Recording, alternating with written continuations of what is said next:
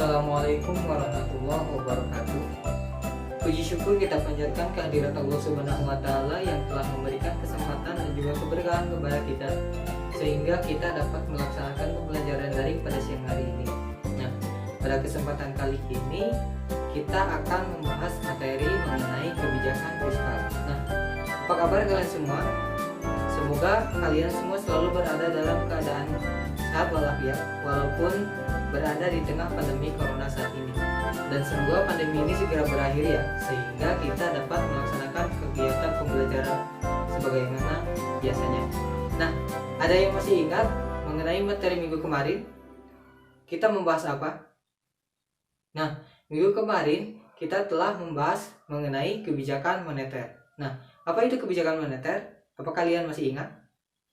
Nah, kebijakan moneter ini adalah kebijakan dari pemerintah yang dilaksanakan oleh Bank Sentral atau lebih kita kenal sebagai Bank Indonesia, di mana kebijakan ini yang bertujuan untuk mengatur pengeluaran agregat sehingga dapat mempengaruhi jumlah uang yang beredar di masyarakat. Nah, sekarang kita akan membahas mengenai kebijakan fiskal. Nah, kebijakan fiskal ini sama halnya seperti kebijakan moneter, di mana kebijakan fiskal ini adalah kebijakan yang bertujuan untuk mengatasi inflasi ataupun deflasi. Nah, kebijakan ini dilakukan ketika terjadi krisis ekonomi ataupun kegiatan ekonomi yang ada di negara atau di suatu negara itu sedang terganggu.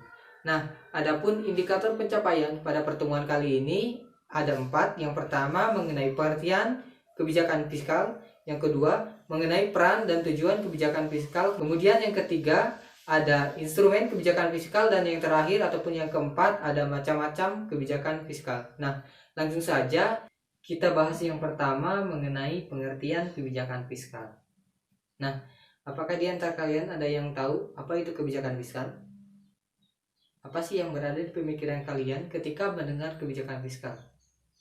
Nah, kebijakan fiskal adalah kebijakan dari pemerintah yang bertujuan untuk mengatur pendapatan dan pengeluaran negara atau lebih kita kenal sebagai APBN, yang nantinya bertujuan agar tujuan perekonomian itu tercapai. Nah, kebijakan fiskal ini juga dibagi menjadi 2, seperti halnya kebijakan moneter. Yang pertama ada kebijakan fiskal ekspansif, kemudian yang kedua ada kebijakan fiskal kontraktif. Nah, yang pertama mengenai kebijakan fiskal ekspansif. Nah, kebijakan fiskal ekspansif ini adalah kebijakan pemerintah untuk menambah pengeluaran negara sehingga dapat meningkatkan investasi dan menciptakan suatu kegiatan ekonomi dengan penggunaan tenaga kerja yang penuh ataupun yang tinggi tanpa adanya inflasi dan selalu mengalami pertumbuhan ekonomi yang memuaskan.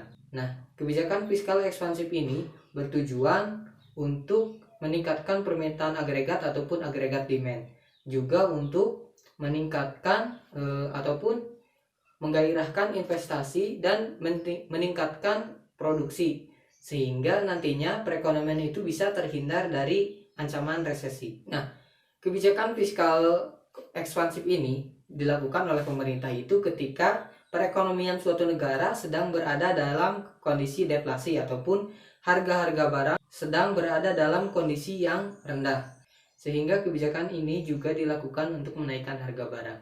Nah, yang kedua mengenai kebijakan fiskal kontraktif. Nah, kebijakan fiskal kontraktif ini adalah kebijakan yang dilakukan oleh pemerintah untuk menambah penerimaan negara dengan cara meningkatkan pajak ataupun mengefektifkan pajak atau dengan mengurangi pengeluaran negara sehingga nantinya negara itu dapat terhindar dari inflasi. Nah, kebijakan fiskal kontraktif ini bertujuan untuk mengurangi permintaan agregat ataupun agregat demand dan juga untuk mengendalikan kenaikan harga barang agar inflasi itu dapat diatasi. Nah, kebijakan ini dilakukan oleh pemerintah ketika terjadi inflasi ataupun harga-harga barang di pasaran itu mengalami kenaikan secara terus-menerus dan jumlah uang yang beredar di masyarakat itu cenderung meningkat.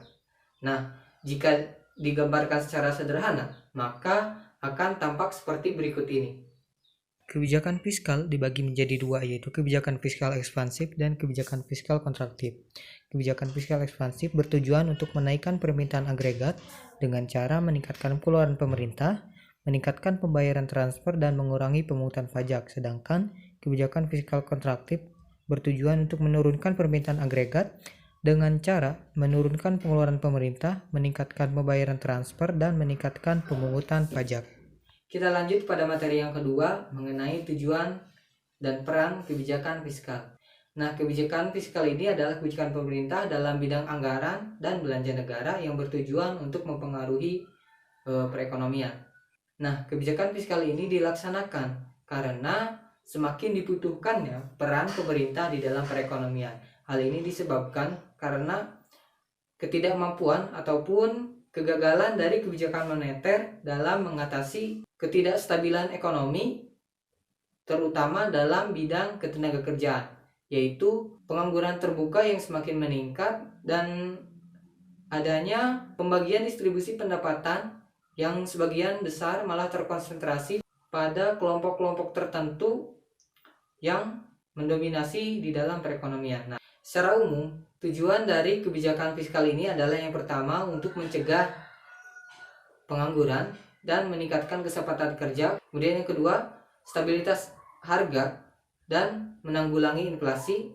Kemudian yang ketiga, untuk mendorong investasi sosial secara optimal. Kemudian yang keempat, meningkatkan stabilitas ekonomi di tengah ketidakstabilan internasional. Dan yang terakhir adalah untuk meningkatkan dan mendistribusikan pendapatan nasional. Nah, kebijakan fiskal yang dilakukan oleh pemerintah ini sangat berpengaruh pada perekonomian dan sangat berperan dalam meningkatkan kesejahteraan ekonomi, di mana kebijakan ini dapat dilaksanakan dengan cara memperbesar ataupun mengurangi pengeluaran pemerintah ataupun pengeluaran negara, kemudian mempengaruhi transfer pemerintah, juga mempengaruhi pemungutan pajak, serta jumlah subsidi sehingga nantinya dapat mempengaruhi pendapatan negara dan tingkat kesempatan kerja. Kemudian mengenai materi yang ketiga yaitu tentang instrumen kebijakan fiskal. Nah, kebijakan fiskal ini bukan hanya kebijakan di bidang perpajakan, akan tetapi menyangkut bagaimana mengelola pengeluaran dan penerimaan pemerintah ataupun penerimaan negara sehingga nantinya dapat mempengaruhi perekonomian. Nah, instrumen kebijakan fiskal ini dibagi menjadi dua. Yang pertama ada kebijakan fiskal diskresioner yang menyangkut kebijakan anggaran belanja, defisit, dan surplus. Nah, kebijakan ini adalah kebijakan strategis di bidang fiskal yang sudah melekat dan yang bersifat aktif menjadi wewenang dan tanggung jawab pejabat pembuat kebijakan. Kemudian yang kedua ada kebijakan penstabil otomatik atau built-in stability berupa pajak, asuransi pengangguran, dan kebijakan harga minimum. Nah, maksud kebijakan ini adalah sebuah mekanisme yang dapat menaikkan ataupun menurunkan penerimaan pajak maupun belanja negara secara otomatis tanpa secara khusus membuat kebijakan untuk menaikkan ataupun menurunkan penerimaan pajak dan belanja negara. Jadi maksudnya di sini adalah kebijakan ini dapat secara otomatis menaikkan ataupun menurunkan penerimaan pajak atau belanja negara tanpa harus membuat kebijakan baru. Kemudian instrumen kebijakan fiskal yang dapat dilakukan oleh pemerintah yang berkaitan dengan kebijakan anggaran diantaranya adalah yang pertama mengenai pembiayaan fungsional, kemudian yang kedua ada pengelolaan anggaran, kemudian yang ketiga ada stabilisasi anggaran otomatis, dan yang keempat ada anggaran belanja seimbang.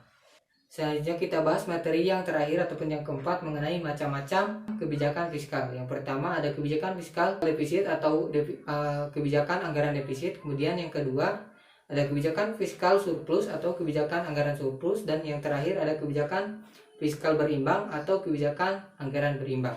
Nah, yang pertama kebijakan fiskal defisit adalah kebijakan fiskal di mana pengeluaran pemerintah itu melebihi penerimaannya.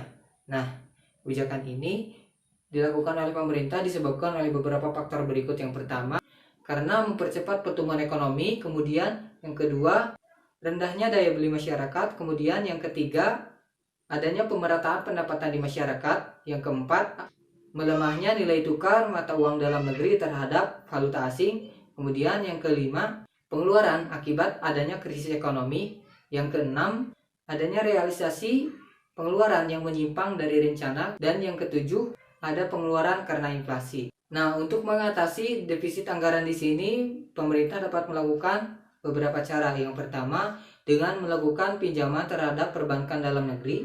Kemudian yang kedua, dengan meminjam pada non-perbankan dalam negeri ataupun masyarakat dengan menerbitkan obligasi, misalnya surat berharga negara, kemudian surat utang negara, dan lain-lain. Nah, kemudian yang ketiga, ada dengan cara meminjam dari lembaga luar negeri, baik untuk proyek ataupun untuk program.